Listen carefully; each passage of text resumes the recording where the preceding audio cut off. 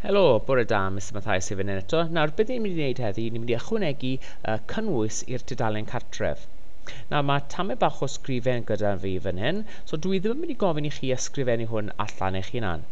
Beth mae angen chi gwneud yw agor fyny Moodle, ac yn Moodle mae gyda ni o dan blwyddyn 9, o dan technoleg gwybodaeth, mae gyda ni testun hafan. Chi'n gweld e fan hyn. A mae testun hafan yn cynnwys y ysgrifen sydd rhaid i ni cynnwys ar ein tudalen. Nawr, beth mae angen i ni gwneud, digon syml, mae angen i ni copio hwn i gyd fyny. So beth cyntaf dwi'n mynd i wneud, dwi'n mynd i dewis ei gyd trwy gwasgu Ctrl A. Wedyn dwi'n copio fe trwy gwasgu Ctrl C, a mynd mewn i Dreamweaver, ac i Design nawr, ac yn yr prifadran glidau fe mewn. Nawr, chi'n gallu gweld fan hyn bod yr ysgrifen wedi cael ei glido mewn. Mae angen i fi newid rhai pethau. Dwi'n mynd i rhoi lle fan hyn a fi'n rhoi lle fyna. Nawr, un peth chi'n mynd i sylwi yn syth. Dyw'r div dim digon hir i cuddio yr ysgrifen ar waelod y dudalen.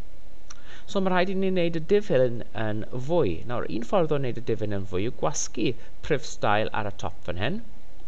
A chi'n gweld y prifadran, ar hyn o bryd mae fe'n 627. Os ni'n newid ei 827, clicio fan hyn, chi'n gallu gweld mae'n mynd lawr bach yn fwy, ond eto, dwi ddim digon hir i cuddio'r ysgrifen. Ond newn ni fan hyn 900. Nawr, os ych chi yn gwneud llawer iawn o tudalen newydd, mae hwn yn mynd i fod yn bach yn poen yn goffod newid hyn trwy'r amser, a bob tro chi'n rhoi cynnwys newydd mewn, newid yr un peth gallwch chi gwneud yw yn y taldra fyna, newid hwnna i auto. A beth mae auto yn gwneud ydy edrych ar y cynnwys a wedyn cuddio'r cynnwys i gyd. Nawr, un peth arall, falle eich chi ddim yn hoffi yr ysgrifen fan hyn.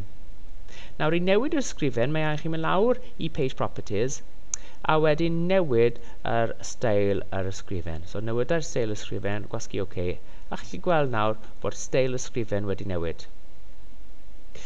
Eto, dyw e ddim yn sefyll allan o gwbl, so beth gallwn ni gwneud ydy newid rhain. Nawr, mae rhain fan hyn, y teitlau, yn paragraffiau ar hyn o bryd. So gallwn ni newid nhw i heading 1, gallwn ni newid hwnna wedyn i heading 2, a newid hwn i heading 3. A wneud yn siŵr bod ni'n gwasgu bant, a newid hwnna nawr i heading 3.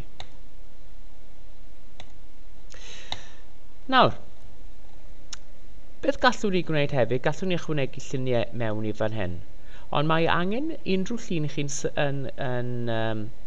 arbed mewn i'r tudalen hyn fod wedi cael ei arbed ar eich ffeil ble chi'n arbed eich tudalen cartref.